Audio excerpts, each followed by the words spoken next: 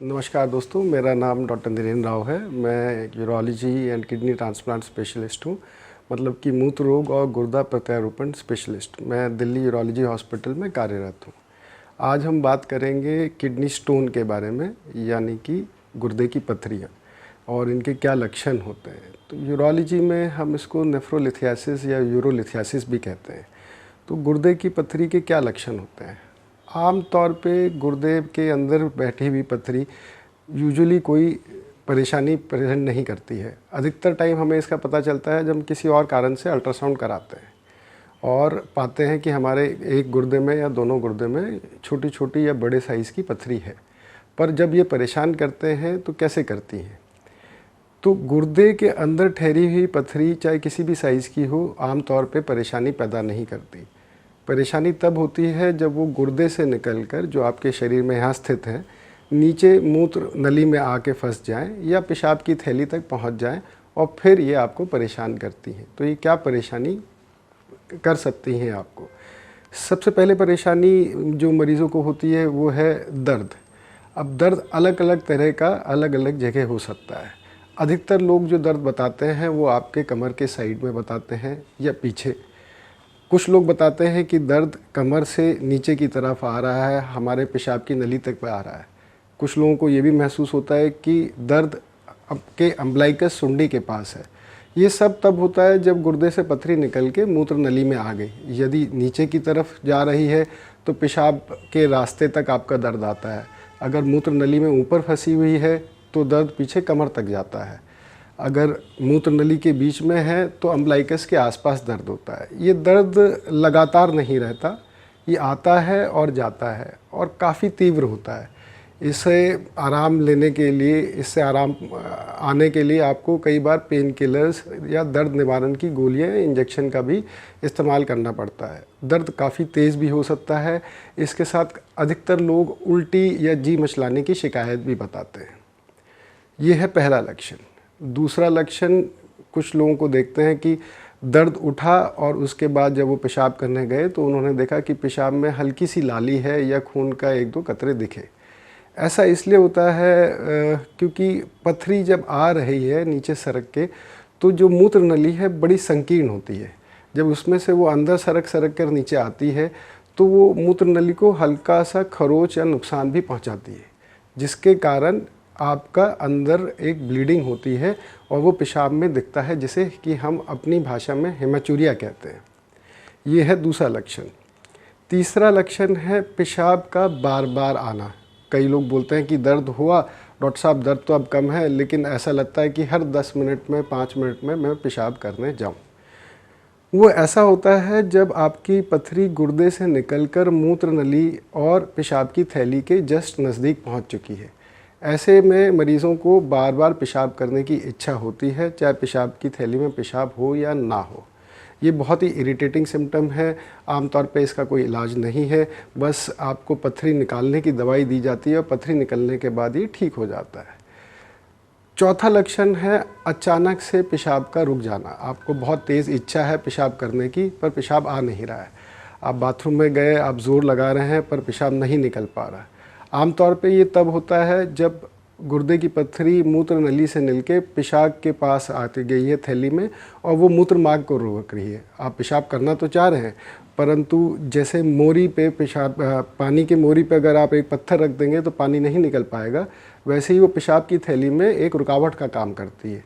ऐसे में कई बार इमरजेंसी में आपको भागना पड़ता है। पेशाब की थैली में एक नलकी भी लगानी पड़ती है ताकि पेशाब आपका खाली हो पाए, क्योंकि ऐसे में मरीज़ छटपटाता है कि पेट फूला हुआ है, पेशाब हो नहीं पा रहा। पांचवा लक्षण है बुखार होना। क्योंकि पेशाब की थैली में या मूत्र नली में अगर नलकी फंस गई तो गुर्दे का पूरा पेशाब नीचे उतर नहीं पाता है। ऐसे में ठहरे हुए पेशाब में इन्फेक्शन होने की संभावना होती है।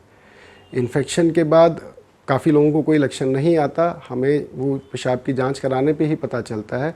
पर कुछ लोगों में अगर पेशाब में इन्फेक्शन हो गई है, जिसे हम कहते हैं कि पेशाब में पथरी फंसने के कारण पस पड़ गई है या गुर्दे में पस पड़ गई है, जिसे पायोनेफ्रोसिस कहते हैं, आपकी कमर में बहुत तीव्र दर्द होता है और साथ ही साथ आपको जाड़ा लग के बुखार आता है और वो बुखार कंट्रोल करने के लिए आपको इंजेक्शन और एंटीबायोटिक्स इंजेक्शन के द्वारा देने पड़ते हैं। छठा लक्षण है जो बहुत ही कॉमन है, मरीज़ बोलते हैं हमें पेशाब में काफ़ी जलन हो रही है, जब भी हम पेशाब करते हैं काफ़ी तेज़ दर्द होता है, एक गरम फीलिंग आती है और जिसके कारण हमारा पेशाब उतर भी नहीं पाता, आधे में हम रोक लेते हैं। ये भी तब होता है जब पेशाब में इन्फेक्शन होती है। इसके लिए आपको एंटीबायोटिक का सुझाव आपके यूरोलॉजिस्ट देंगे, पहले वो आपकी पेशाब की जांच कराएंगे। तो ये तो दोस्तों हो गई बात गुर्दे की पथरी के लक्षण की। अब जब आपको ये लक्षण है उसके बाद हम पता कैसे करते हैं कि आपके स्टोन है, कहाँ है, क्या इसका इलाज करना है। आमतौर पे जब आप ये लक्षण अपने दोस्तों को बताएंगे या अपने जनरल फिजिशियन को बताएंगे तो आपको सुझाव देंगे कि हाँ हमें लगता है कि आपको किडनी स्टोन हो सकता है, आप जाके एक मूत्र रोग विशेषज्ञ से मिलिए। तो जब आप यूरोलॉजिस्ट के पास जाते हैं तो आपको क्या एक्सपेक्ट करना चाहिए, कैसे वो डायग्नोस करेंगे कि आपके पेशाब की थैली में या गुर्दे में पथरी है। सबसे पहले आपका यूरोलॉजिस्ट आपसे आपकी हिस्ट्री पूछेगा कि दर्द कहाँ है, कैसा है, कितनी बार उठता है, कितना तीव्र दर्द है, उसके साथ उल्टी आती है या नहीं, शरीर में कहाँ से कहाँ तक दर्द जाता है। उसके बाद वो आपका जनरल फिज़िकल एग्जामिनेशन करते हैं, कहीं आपको बुखार तो नहीं है, आपका टेम्परेचर चेक किया जाता है, ब्लड प्रेशर चेक किया जाता है, आपको लिटा के देखा जाता है कि पेट में कहाँ दर्द है। साथ ही साथ वो आपसे पूछेंगे कि कहीं आपको कोई और बीमारी तो नहीं है, क्या आप डायबिटीज़ मधुमेह से शिकार तो नहीं है, उच्च रक्तचाप तो नहीं है आपको, हाई ब्लड प्रेशर। फिर वो डिपेंडिंग अपॉन योर सिम्टम आपके क्या लक्षण हैं आपको कुछ जांचें बोलेंगे। आमतौर पे इसमें एक खून की जांच होती है, एक पेशाब की जांच होती है और कुछ रेडियोलॉजिकल इन्वेस्टिगेशंस होते हैं जैसे कि अल्ट्रासाउंड, एक्सरे या सीटी स्कैन। खून की जांच इसलिए की जाती है कि ये देखने के लिए कि आपका किडनी फंक्शन कैसा है, आप यूरिया क्रिएटिनिन सब ठीक है या नहीं। साथ ही साथ इससे आपके शरीर में कैल्शियम, ऑक्जेलेट, इन सब की मात्रा अगर सस्पेक्ट किया जा रहा है किडनी स्टोन है तो उसके बारे में जानकारी पता चलती है। यूरिन की जांच से हमें कई जानकारियाँ मिलती हैं। नंबर 1 कि आपके पेशाब में इन्फेक्शन तो नहीं है, आपके पेशाब में अगर आपको डायबिटीज़ है तो ब्लड शुगर तो नहीं आ रहा है, जिससे पता चलता है कि कंट्रोल कैसा है आपका शुगर का। आपके पेशाब में क्रिस्टल्स तो नहीं दिख रहे हैं, कैल्शियम ऑक्जेलेट, जो कि दर्शाते हैं कि हाँ पथरी हो सकती है। फिर आती है आपकी रेडियोलॉजिकल इन्वेस्टिगेशंस, जिसमें सबसे कॉमन, सबसे सिंपल है एक एक्सरे KUB, जिसमें पता चल सकता है कि पथरी है या नहीं। दूसरा आता है अल्ट्रासाउंड, उसमें आपको जानकारी मिलती है कि आपकी किडनीज कैसी हैं, किडनी, यूरेटर, ब्लैडर के बारे में सब जानकारी प्राप्त होती है। ये भी पता चल सकता है कि पेशाब की थैली में पथरी है, मूत्र मंडली में पथरी है या गुर्दे में पथरी है, उसका साइज़ क्या है। साथ ही साथ अगर पथरी फंसी है और इसमें कोई गुर्दे में नुकसान पहुंचा रही है, जैसे कि गुर्दे में सूजन पैदा कर दिया है, जिसे हम हाइड्रोनेफ्रोसिस बोलते हैं, कि क्या है ये भी पता चलता है। जब ये पता चल गया कि पथरी क्या है, साइज़ क्या है, कभी कभार अल्ट्रासाउंड की जगह आपका यूरोलॉजिस्ट आपको ये भी बोलेगा कि आप अल्ट्रासाउंड ना कराइए, आप CT स्कैन करा लीजिए, आपके लक्षण हमें दिख रहे हैं ऐसे ही हैं। तो CT भी 2 प्रकार का होता है, एक दवाई दे के CT यूरोग्राफी, या एक बिना दवाई दिए नॉन कॉन्ट्रास्ट CT। अब अधिकतर मरीज़ ये बोलते हैं कि भाई हम डॉक्टर साहब अल्ट्रासाउंड सस्ता है, CT महंगा है, हम CT क्यों कराएं। तो देखिए जो CT स्कैन है वो आपको ज़्यादा जानकारी देता है। एक स्टोन का साइज़ एग्जैक्ट पता चलता है, स्टोन की लोकेशन एग्जैक्ट पता चलती है।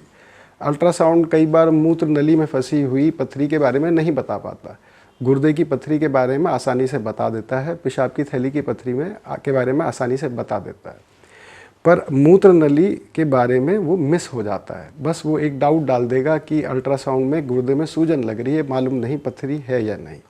CT स्कैन जैसा कि मैंने बताया कि एग्जैक्ट साइज़ आपकी पथरी का बता देता है, वो बहुत डिटरमाइन करता है आगे जाके कि आपकी ट्रीटमेंट कैसे करें, कि हम सर्जरी से आपकी पथरी निकालें या दवाइयों से आपकी पथरी निकालने की कोशिश करें। सेकंड, वो एग्जैक्ट किडनी की सूजन के बारे में बताता है कि सूजन है या नहीं। आमतौर पे कई बार जब अल्ट्रासाउंड बताता है कि सूजन है, CT कराया, मालूम चला कि सूजन है ही नहीं।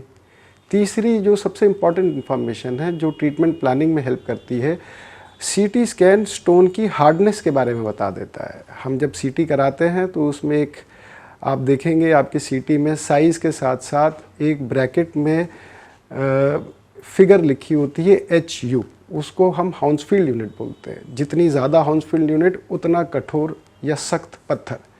तो ऐसे में आपको ये सोचना पड़ता है कि हाँ, ये पत्थर सख्त है और बड़ा है, ये अगर पेशाब की थैली में आ गया है तो मूत्र मार्ग से नहीं निकल पाएगा, शायद इसके लिए सर्जरी करनी पड़े।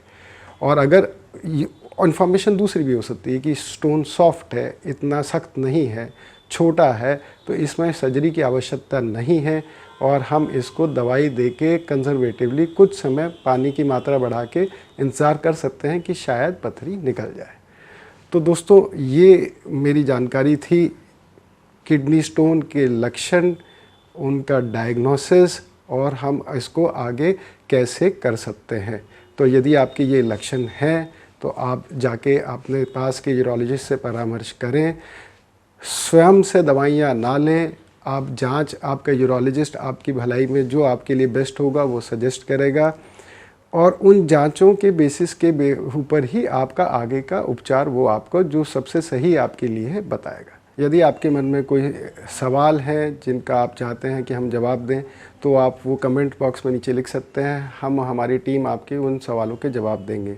और अगर आप हमसे मिलना चाहते हैं, you want to contact us, तो नीचे डिस्क्रिप्शन बॉक्स में एड्रेस है, आप हमसे आकर मिल सकते हैं।